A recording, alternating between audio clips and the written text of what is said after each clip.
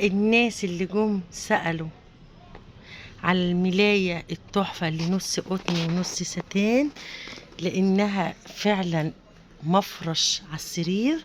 وصلت تاني الشغل اهوت وصل. شايفين الجمال على الطبيعة؟ شايفين الشغل يا جماعة؟ تعالوا شوفوا الشغل على الطبيعة والرقة. انا جايبه لكم حبة موديلات تحف فعلا مختلفة عن الملايات التقليدية. شايفين احنا النهاردة بنعرض براند ملاية كده. انا جايبينها على السرير فعلا مفرش. في منها الكبير وفي منها الاطفال. دي الكبيرة، وعندنا الاطفال برضك زيها بالظبط بالواناتها. اللي عايز يخلي الفرش الاتنين، الكبير زي الاطفال ليلة العيد، العروسة تفرشها كده في مناسباتها. تحفة تحفة جميلة اللهم بارك. هنوريكم كل الالوانات بتاعتها لان فعلا ملاية خيال. شايفين يا حبايبي اللون الروز قادح كده، واخد رونقه ما شاء الله، واخد جماله مع بص الستانة بتاعته. شايفين الجمال يا جماعة؟ والله فعلا مفرش. تخيلي سريرك بالجمال ده.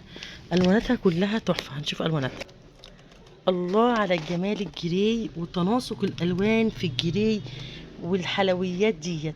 المخدات بتيجي قط، والخديات زي ما انتم شايفينها كده بتيجي ساتين.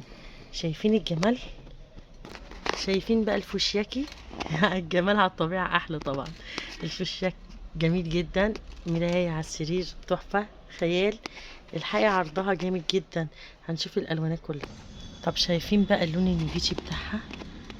شايفين اللون النبيتي؟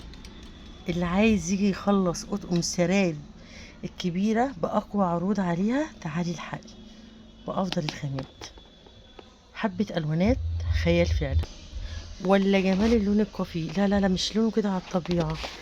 ده الطبيعة حلو أحلى كتير من الصورة. والله على الطبيعة هتيجوا تشوفوه معاكوا الفيديو وهتيجوا تشوفوا اللون على الطبيعة تحفة. حبة ألوانات، ألوان عسل. الحقي عروض المفروشات عندنا في سنتر السفر لإدارة المنزل المفروشات. يلا سلام عليكم.